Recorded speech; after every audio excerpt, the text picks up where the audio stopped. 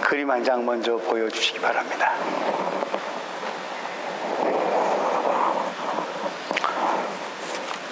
좀 이상하게 생긴 숫자들이 이상하게 생겼다기보다는 숫자가 거꾸로 쓰여져 있습니다.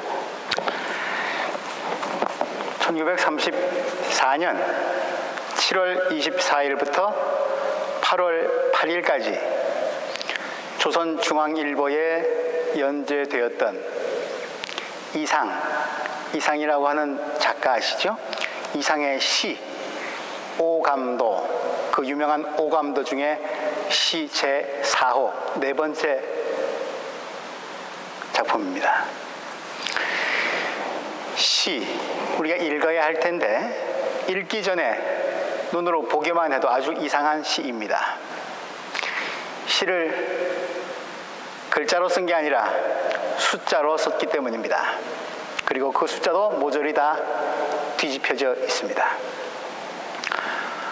이렇게 써도 시가 되는구나, 나도 시를 쓸 수 있겠다, 이런 생각까지 듭니다. 인류의 문명, 불의 발견으로부터 시작되었다고 하지만 만일 숫자가 없었다면 문명의 발전 불가능했을 것입니다. 우리는 시간을, 나이를, 연락처를 다 숫자로 표현합니다. 약속을 할 때도 물건을 사고 팔 때도 숫자로 합니다. 오늘은 2014년 12월 7일입니다. 누군가는 이날에 태어나기도 하고 결혼을 하기도 하고 누군가는 이날 세상을 떠나기도 합니다. 그런 사람들에게 2, 0, 1, 4, 1, 2, 0, 7 이것은 숫자의 단순한 나열이 아닙니다. 여러분들 625라는 숫자를 보시면 어떤 생각이 드십니까? 우리 한국인들은 625라는 숫자를 보면 625 한국 전쟁이 생각납니다. 그것은 그냥 단순히 600 더하기 25의 숫자가 아닙니다. 우리는 역사 속에서 일어나는 사건을 숫자로 표현할 뿐 아니라 그 수의 의미를 담습니다. 베를린 한인교회 창립 50주년 희년, 우리는 7 곱하기 7 더하기 1로 만들어지는 50이라는 숫자에 가치를 부여합니다. 그러므로 수, 그것은 의미와 가치를 상징하는 부호입니다. 그런데 오늘 우리가 본 이 이상의 시에는 의미와 가치를 부여하는 이 모든 부호가 다 모조리 뒤집혀져 있습니다. 이 시의 제목, 환자의 용태에 관한 문제입니다. 용태, 병의 상태를 말하는 거죠. 환자를 진단했는데 환자의 상태가 지금 저 뒤집혀진 숫자처럼 되어 있다, 이런 얘기죠. 이 환자를 진단한 책임의사, 맨 밑에 있네요. 이상 책임의사 이상이라고 하는 의사가 이 환자를 진단한 상태가 이러이러하다라는 거죠. 이 환자의 이름이 뭐냐? 시인 이상이 살았던 시대, 일본 제국주의 식민지 시대, 그 시대와 세상이 이상이라는 의사가 진단한 환자입니다. 그렇다면 시인 이상은 이 시를 통해서, 이 진단서를 통해서 뭘 말하려고 했을까요? 가장 논리적이고 합리적이고 의미와 가치를 상징하는 숫자가 모조리 다 뒤집어졌다? 이것은 삶의 의미 혹은 세상의 가치가 모조리 다 뒤집어졌음을, 그런 것을 고발하고 있다 생각됩니다. 의사의 진단 결과가 무엇입니까? 밑에서 세 번째 줄에 있네요. 진단 0, 푼쿠트 1입니다. 시의 내용에도 0부터 9까지의 숫자들이 비스듬히 나열되어 있고 가운데 점 푼쿠트를 중심으로 좌우로 나뉘어져 있듯이 진단 결과도 마찬가지입니다. 0과 1이 서로 대립하고 있습니다. 없음과 있음, 무한과 유한, 비합리와 합리, 질병과 건강, 죽음과 삶의 대립. 그렇게 보아도 괜찮을 듯 싶습니다. 1호부터 15호까지 연주되던 이 연작시는 일본 당국의 검열에 걸려서 불순하다 해서 더 이상 연주되지 못했습니다. 그런데 이 연작시 15번째까지 연작된 이 시의 전체 제목이 특이합니다. 우리가 평소에 말하는 건축 용어 조감도가 아니라 세 조자에서 작대기 하나를 뺀 것, 그러니까 오감도가 됩니다. 조감도가 아니라 오감도. 그 오자는 까마귀입니다. 까마귀. 독일에서는 어떤지 모르겠습니다만 한국에서는 까마귀가 망각, 잊혀짐, 썩음, 죽음 뭐 이런 것들 뜻하는 불길한 그런 새입니다. 이런 불길한 새가 위에서 세상을 내려다본 거니까 징조가 아주 안 좋습니다. 천재 시인이었던 이상, 그는 일본 식민지 시대 모든 가치가 뒤집어지고 삶의 의미를 찾기 힘들었던 병든 시대를 살다가 27살 푸르디 푸른 나이에 요절하고 말았습니다. 만일 이상이 오늘 우리 시대를 진단한다면 어떤 결과가 나올까요? 여러분들이 의사라면 오늘 우리가 살고 있는 세상에 어떤 진단을 내리시겠습니까? 오늘 세상은 가치의 기준을 어디에 두고 있습니까? 무엇으로 사람을 평가하고 있습니까? 성공의 의미는 무엇이고 실패의 의미는 무엇입니까? 어떤 것을 강하다고 하고 어떤 것을 약하다고 합니까?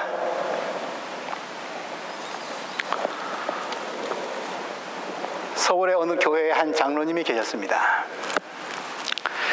그 장로님은 아주 고위직에 있는 공무원으로서 사람들이 부러워할 만한 그런 높은 지위를 갖고 계신 분이었습니다.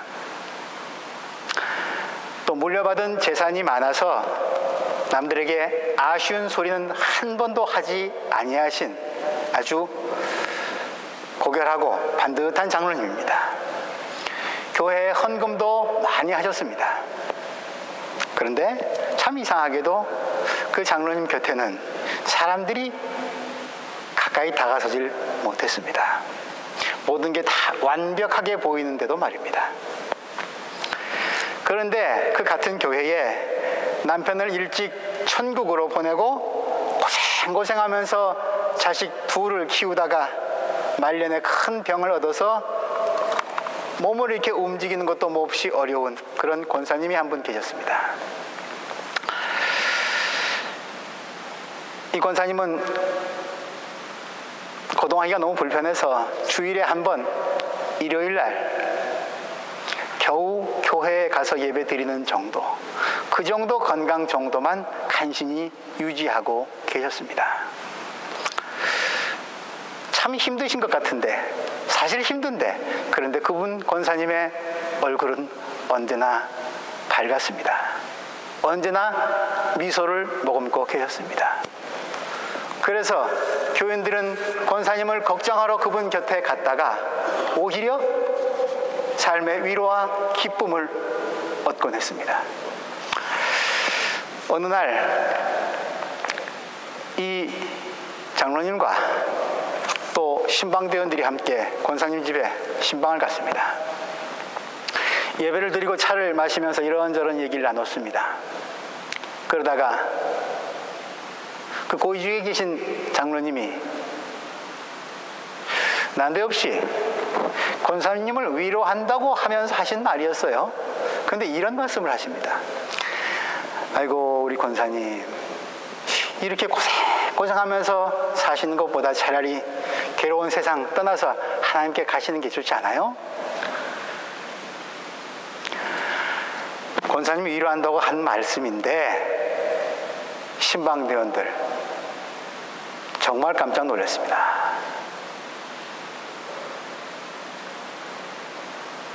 그리고 겁이 나고 불안하고 걱정스럽고, 이 말을 권사님이 어떻게 받아들이실까 막 조바심이 나서 걱정스러운 눈빛으로 권사님의 입만 뚫어지게 쳐다봅니다. 그러자 권사님이 조용하게 대답하십니다. 장로님, 하나님은 저에게 물질과 건강 주지 않으셨어요. 오히려 가난과 질병을 주셨죠. 근데 장로님, 가난하니까 가난한 사람 마음을 알 수 있게 되더군요. 그리고 또 병들어서 집에만 있다 보니까 제겐 기도할 시간이 아주 충분합니다. 하나님은 저를 우리 교회 교인들과 이웃들을 위해서 기도하라고 부르셨어요. 그리고 저는 그 부르심에 맞게 살려고 합니다. 그런데 장로님은 저와는 다르게 하나님이 재물과 권세를 아주 많이 주셔서 남을 돕도록 부르셨으니까 당연히 그 부르심 따라서 가난하고 약한 사람들 돕고 계시겠죠? 권사님의 말을 들은 장로님은 부끄러워서 차마 얼굴을 들지 못했습니다. 대림절 둘째 주일인 오늘, 우리는 사도 바울이 고린도 교회에 보낸 편지의 첫 부분을 함께 읽었습니다. 바울은 편지 인사말에서부터 자신의 소명에 대해서 말합니다. 고린도전서 1장 1절 말씀, 하나님의 뜻으로 그리스도 예수의 사도로 부르심을 받은 나 바울이. 소속 증명서 베샹이궁이 하나님의 부르심입니다. 이것은 고린도 교회 교우들의 경우에도 마찬가지입니다. 그리스도 예수 안에서 거룩하여지고 성도로 부르심을 받은 여러분들에게 1장 2절 말씀입니다. 우리가 먼저 하나님께 나아간 게 아니라 하나님이 먼저 우리를 불러주셨다는 그런 말이죠. 바울은 그 말을 다시 확인합니다. 1장 9절 말씀, 하나님께서는 여러분을 부르셔서 예수 그리스도와 친교를 가지게 해 주셨습니다. 하나님의 부르심에는 그 사람의 출신이나 배경 따위는 전혀 문제가 되질 않습니다. 오늘 우리가 함께 읽은 본문 26절 말씀, 여러분이 부르심을 받을 때 그 처지가 어떠했는지 생각해 보십시오. 하나님은 집안이 안 좋다고, 권력이 없다고, 배우지 못했다고 해서 부르심의 대상에서 제외하시지 않습니다. 오히려 미련한 사람들을 택하셔서 스스로 지혜롭다고 뻐기는 사람들을 부끄럽게 하십니다. 약한 사람들은 하나님의 자녀가 되는 반면에 강하다고 으스대던 사람들은 하나님의 원수가 되어서 수치를 당하고 맙니다. 약한 것이 강하게 되고 천한 것이 귀하게 되고 낮은 것은 높아집니다. 시인 이상이 진단한 것처럼 영과 일로 나뉘어지고 대립하고 있는 세상을 지배하고 있는 갑, 있는 자 강한 자와 없는 자 약한 자의 질서를 뒤집으시는 하나님의 혁명입니다. 예수님도 이 땅에 오셔서 기존의 사회적인 통념과 질서를 뒤집으셨습니다. 오늘 우리가 함께 읽은 마리아 찬가의 한 부분을 들어보십시오. 누가복음 1장 51절에서 53절 말씀. 그는 그 팔로 권능을 행하시고 마음이 교만한 사람들을 흩으셨으니 제왕들을 왕좌에서 끌어내리시고 비천한 사람을 높이셨습니다. 줄인 사람들을 배부르게 하시고 부한 사람들을 빈손으로 떠나 보내셨습니다. 이것이 2000년 전 첫 번째 크리스마스에 하나님이 보여주신 하나님 나라의 새로운 질서입니다. 예수 그리스도, 그분은 세상에 오시는 방식도 또 이 땅에 사시는 방식도 뒤집는 방식이셨습니다. 메시아가 이 땅에 오셔서 사람 취급조차 받지 못하던 세리 죄인들과 어울리고 무식하고 가난한 사람들을 제자 삼아서 데리고 다니면서 하나님 나라를 선포했을 그때 스스로 의인이라고 자부하던 힘있고 똑똑한 사람들이 어떤 충격을 받았을지 상상해 보시기 바랍니다. 예수님은 상한 갈대를 꺾지 않고 꺼져가는 심지를 끄지 않으시면서 마태복음 12장 20절 말씀입니다. 꼴찌가 첫째가 되고 첫째들이 꼴찌가 되게 하셨습니다. 마태복음 20장 16절 말씀입니다. 기존의 질서가 뒤집히는 일은 주님이 다시 오셔서 하나님의 나라를 완성하시는 마지막 날에도, 두 번째 크리스마스에도 재현될 것입니다. 부자와 가난한 자, 힘 있는 자와 없는 자의 신세가 역전되어 버릴 것입니다. 마태복음 8장 11절에서 12절에 주님은 이런 말씀을 하셨습니다. 스스로 선택받았다고 자부하던 이스라엘 백성들은 쫓겨나 슬피 울며 이를 갈게 될 것이고, 전혀 예상치 못했던 사람들이 동서남북에서 몰려와서 아브라함과 이삭과 야곱과 함께 하늘나라의 잔치자리에 앉을 것입니다. 오늘 세상을 지배하고 있는 정글의 법칙, 약육강식의 질서가 이게 언제까지나 계속되는 것은 아니다. 결국 뒤집혀지고야 만다는 말씀 아니고 무엇이겠습니까? 우리는 오늘 대림절 두 번째 촛불을 켰습니다. 대림절은 이처럼 세상의 질서를 뒤집으시는 다시 오실 주님을 기다리면서 지금 우리의 모습을 살피고 돌아보는 때입니다. 곧 오소서 임마누엘을 찬송하면서 하나님이 이루실 새하늘 새 땅의 질서에 맞춰서 우리 자신을, 우리 스스로를 뒤집는 때입니다. 그러므로 사도 바울의 말처럼 우리가 자랑할 것이 있다면, 우리가 만일 자랑하고 싶다면 새 포도주를 새 부대에 담으시는 주님만을 자랑하는 것입니다. 예언자 예레미야는 하나님도 모르고 이웃도 무시한 채 자기만을 사랑하고 자기 힘 자랑하다가 결국 멸망하고만 조국 이스라엘을 향해서 오늘 이렇게 외치고 있습니다. 나 주가 말한다. 지혜 있는 사람은 자기의 지혜를 자랑치 말아라. 용사는 자기 힘을 자랑치 말아라. 부자는 자기 재산 자랑치 말아라. 오직 자랑하고 싶은 사람은 이것을 자랑해라.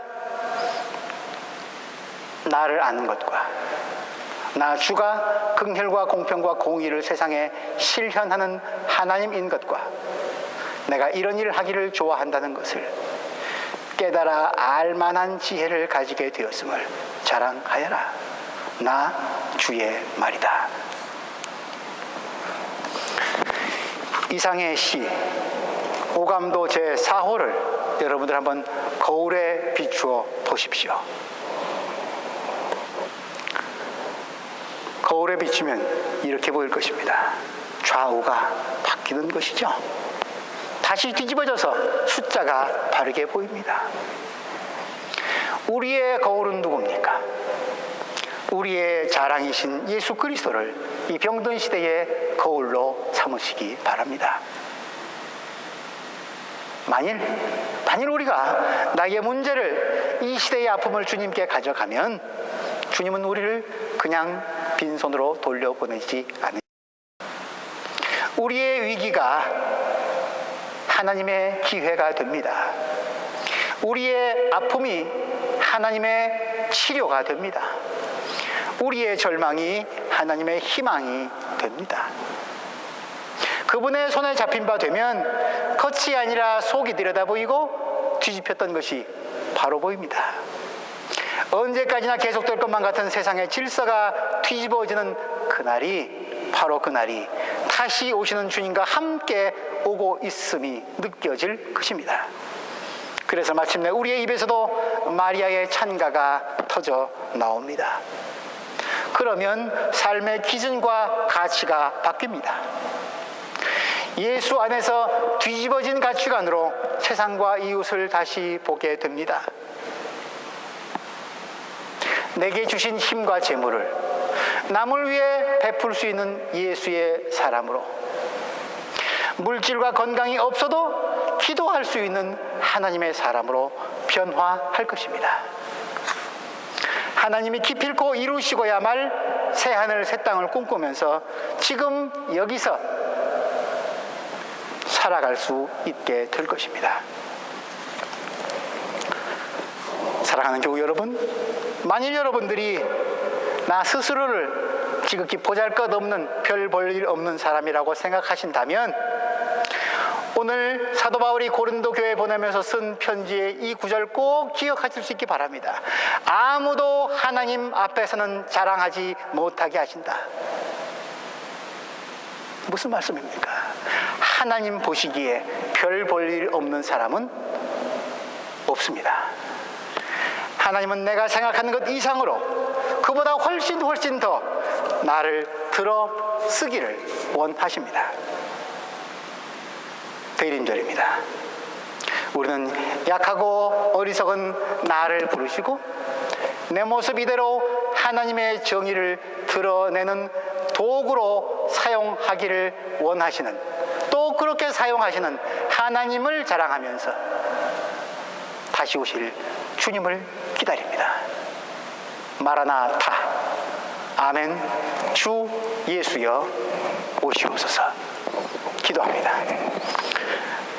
하나님, 있어야 할 것에 잊지 못할 것이 서 있고 없어져야 할 것이 큰 소리를 지르고 영원히 갈 것만 같은 기세를 부리고 있는 이 땅, 이 시대, 다시 돌아온 대림절 기간을 살면서 하나님이 이루실 새하늘 새 땅의 질서를 꿈꾸어 봅니다. 그리고 하나님 앞에서 우리 삶의 모습을 정직하게 다시 돌아보고 성찰하면서 뒤집혀진 것들 바르게 세우고자 합니다. 깎아야 할 것 깎게 하시고 높여야 할 것 높이게 하시고 있어야 할 것을 다시 회복시켜가는 주님 오실 길 바르게 준비하는 복된 대림절 되게 하여 주옵소서. 예수님 이름으로 기도합니다.